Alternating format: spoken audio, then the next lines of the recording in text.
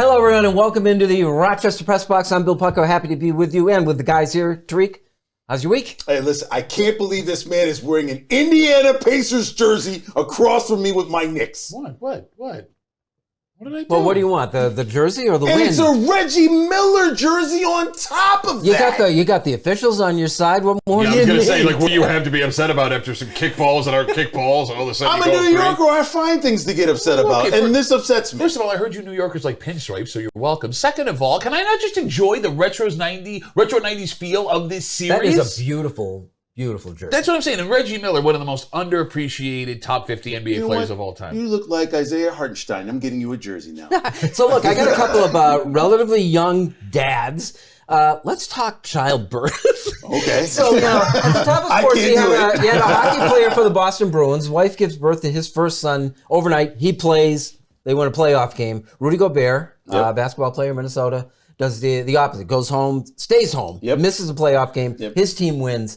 Where do you, without getting too personal, where do you fall on the whole idea about what you should do and when you should do it? Proud that they did that. I'm of that generation now where you're on the other side. I know there's a generation listening right now. Back then, we didn't miss work. Our wives gave birth and we worked the next day. No, just speak for your own generation. From my generation, it's not like that. I saw all three of the births of my kids. One affected my radio show. I didn't go in to do the show that day. It's just the way it is. And I still believe it was the right decision. That being said, if I'm an NBA or an NHL player and it's past the game 5, decisive game 6 or 7, I would hesitate a bit. I'd still be at the birth.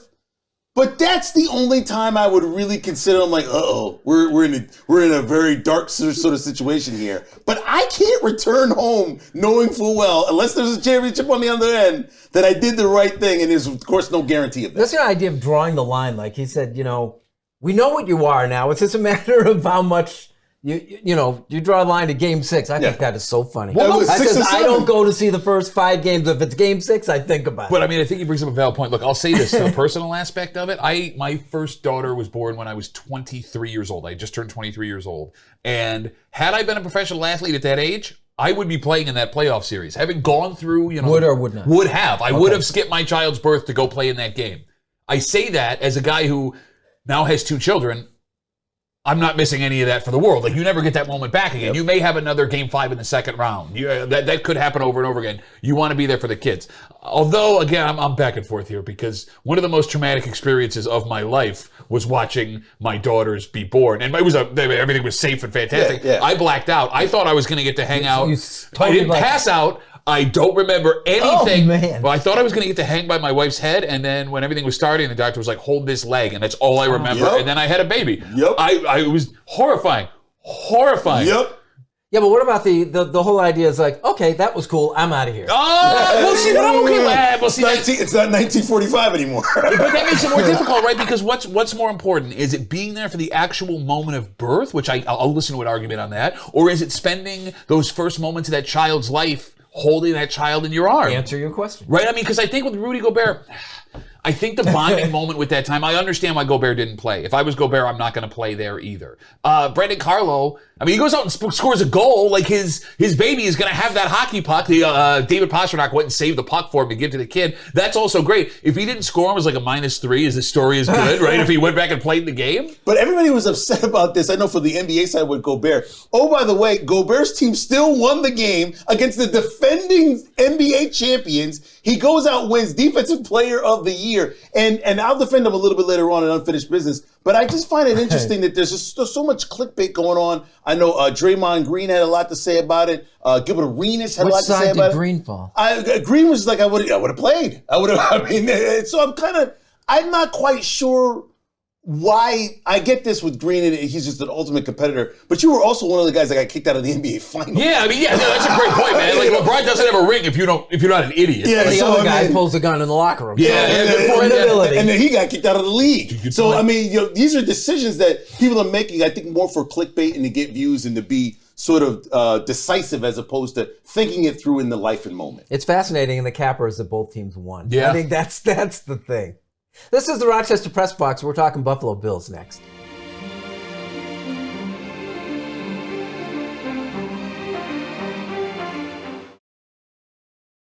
Just passing through, life lessons from notable Rochesterians, people you may think you know. Don Alhart and Maggie Brooks, John Dady and Stacy Pension, J Mac and Soccer Sam, Fred Costello and Jake Zembeck, along with 21 more.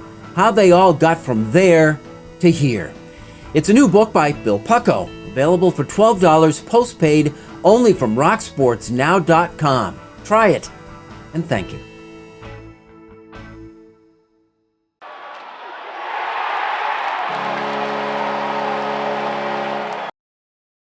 Welcome back. Thanks for joining us here on the Rochester Press Box. Taking a little time out to make fun of the New York Giants. Yeah, it's just okay. Knicks, Giants. Okay, well, what's going to be in the third segment? So let's talk Buffalo Bills. So Claypool is an interesting signing, but he's a guy who's underachieved everywhere else he goes. My first thought was if the Bills have built enough culture in that locker room with a run of success that they've had to find the key to success with this guy. I mean, I guess it's possible, right? Like, the Bills are doing something they haven't done since McDermott and Brandon Beane have taken over, and that's rolling the dice on guys that have been problems in other places, right? Like, you heard those rumors about Stephon Diggs, but it was a minor thing compared to not only Claypool coming in the room, and not that he's had problems off the field, but he's a guy that has been labeled as selfish. He's a guy that's been labeled as not trying hard out on the field. They also signed Quintez Cephas from the Lions. Don't forget, he's the guy that was suspended an entire year last year after a violation of the sports gambling policy of the NFL.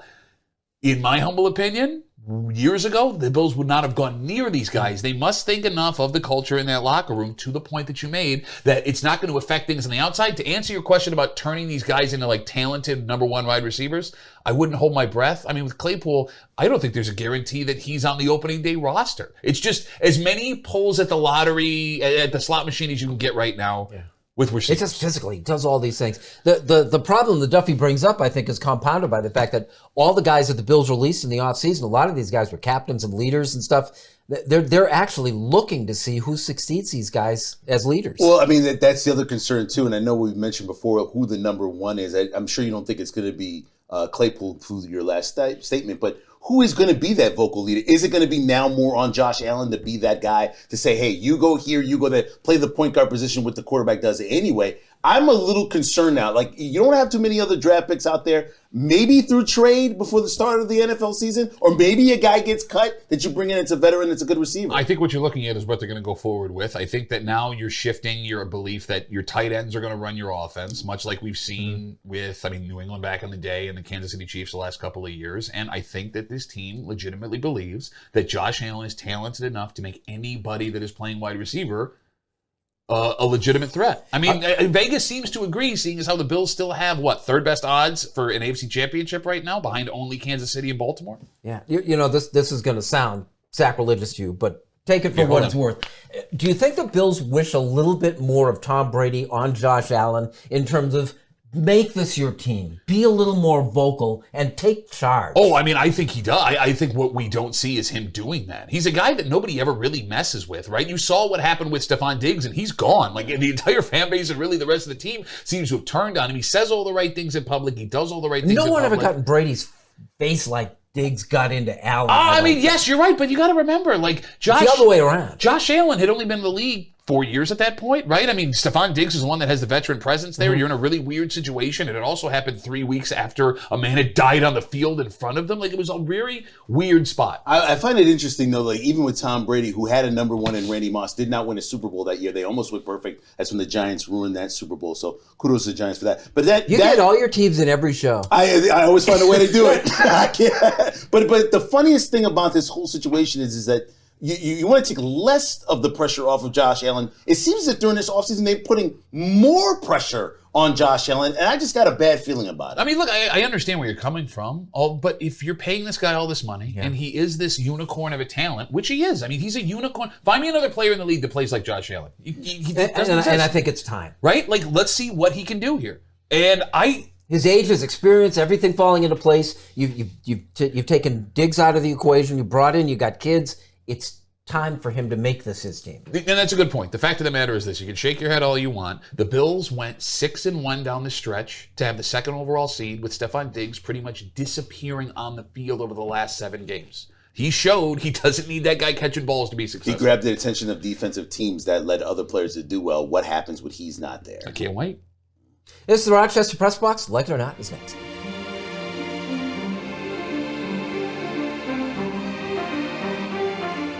Here's the Press Box trivia question, brought to you by Market View Liquor, where exceptional customer service meets an extensive selection. Jefferson Road. Absolutely magnificent. One of my favorite waterfalls in New York State. Mike O'Brien, your getaway guy. I'll take you here. Just check out the Getaway Guy right now on Facebook.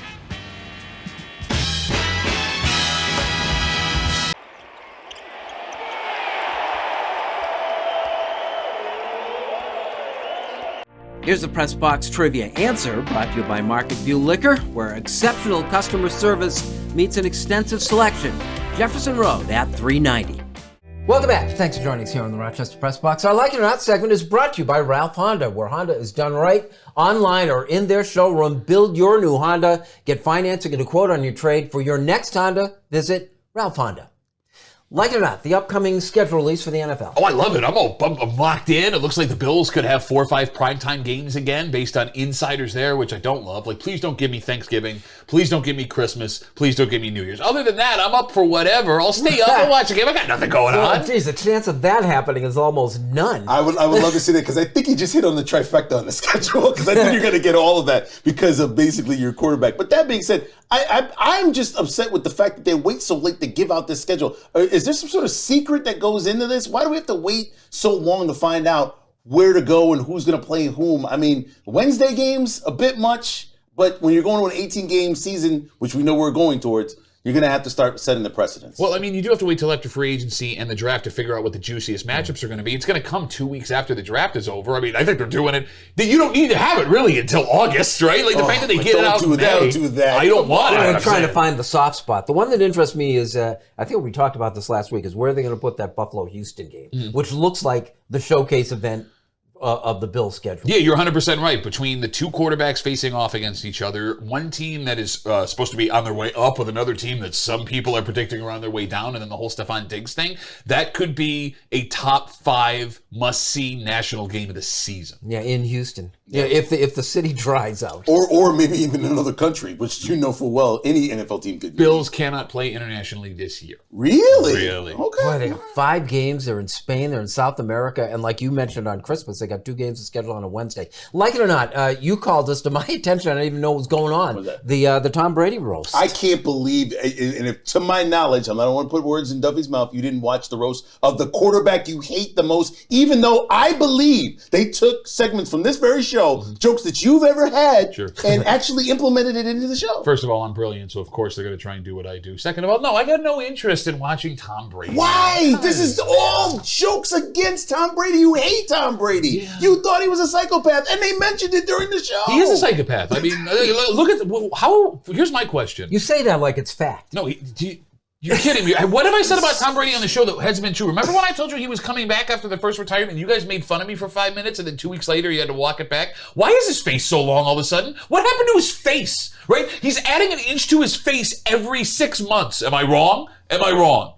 You should have been on the dais. No, they would have dragged me out of there in handcuffs. They did plug, though. I must say the comedians were great. The athletes were not. And they did plug their shows a lot. What's out of line? No, I mean, it's on Netflix. You don't have to worry about the FCC. You can do whatever you want. But to answer your question, when doing a roast, the way that it pulls off is there's nothing that's out of bounds. And anybody that is being roasted that goes, hey, here's what you can't do, hey, you're not cool enough to get roasted.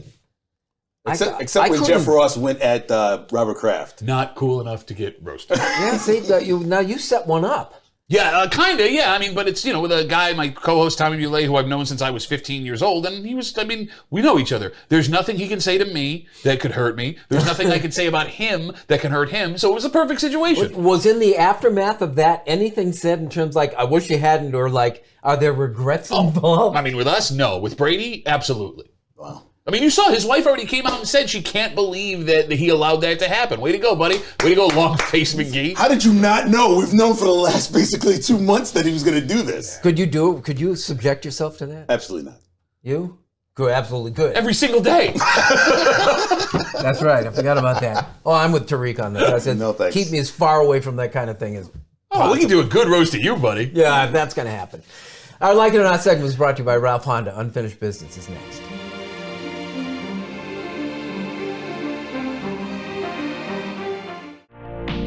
The Press Box Stat of the Week is being brought to you by McArdle's Restaurant in Fairport. Come home to McArdle's. And now to Eichel. He floated one.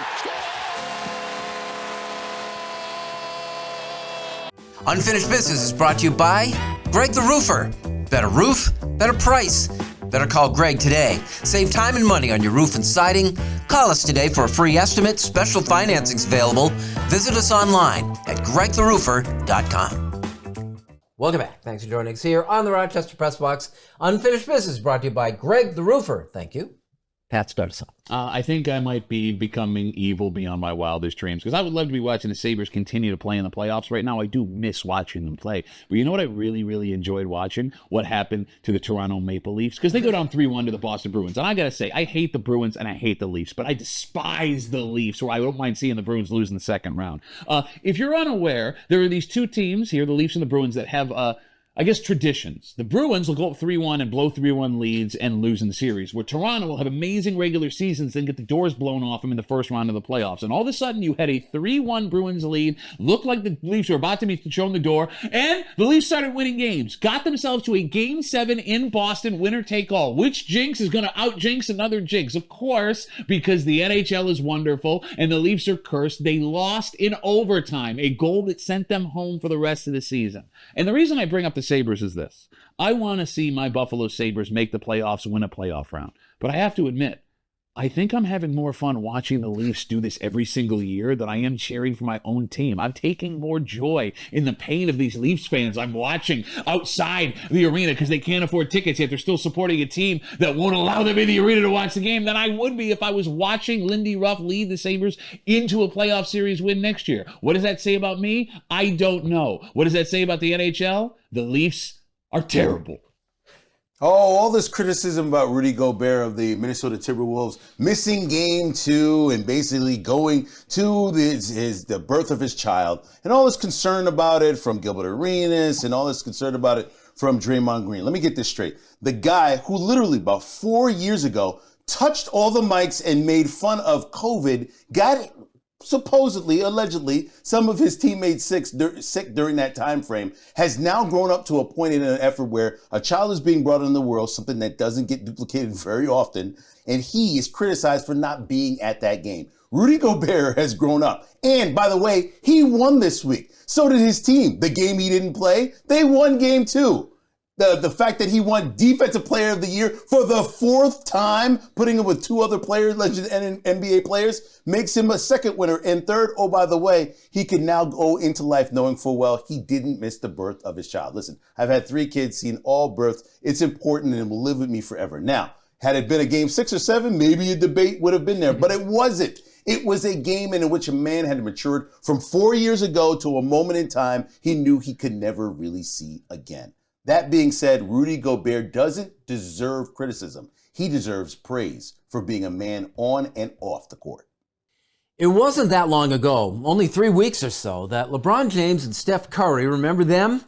Still demanded the NBA spotlight. But as the 2024 playoffs advance toward the serious stage, those 2 players and their teams are long gone, replaced by the likes of the Minnesota Timberwolves and the Oklahoma City Thunder, 2 franchises completely devoid of relevant history, and the New York Knicks, who have emerged from a 20-year coma. The future of the league has become the present seemingly overnight, and it couldn't come at a better time. Unless Denver pulls itself off the mat, the NBA is set to crown its 6th different champion in the last 6 years. That only happened once before, 44 years ago. There's no one to root for, or more significantly, root against. The last 5, soon to be 6, Most Valuable Player Award winners were born in Cameroon, Serbia, and Greece. Now, there's nothing inherently wrong with that, but the NBA is desperate for a homegrown star. Enter the 2 most talked about players of the postseason. New Jersey-born Jalen Brunson, who has single-handedly revitalized basketball in New York, and Anthony Edwards from Atlanta. Ant-Man is already drawing comparisons to a young Michael Jordan. The NBA is negotiating a huge new television and streaming contract, and they'll kick in 2025. With the balance of power shifting to the league's smallest markets, it'll be up to those teams and those new stars, especially Brunson and Edwards, to build on what LeBron and Steph will shortly leave behind. That's our Unfinished Business, brought to you by Greg the Roofer, and that is our program. What about your Boston Celtics, one of the best teams in the NBA? Maybe the best. Oh, well, you know, but they would fall in. They would be the sixth. They'd be the sixth. It's amazing from the Raptors on through. The Raptors, the Warriors, these teams that have won. It's amazing. It is crazy with how good the Celtics have been. They haven't won a championship since 2008. Right? I mean, seriously, like they're always up there. Jeez. Jason Tatum. When is he going to be the Jason Tatum that everybody wants him to be? You know, Jalen Brown might actually be a better player. We'll find out if they get to the finals. Hey, thanks for joining us here in the Rochester Press Box, and we'll see you again next week.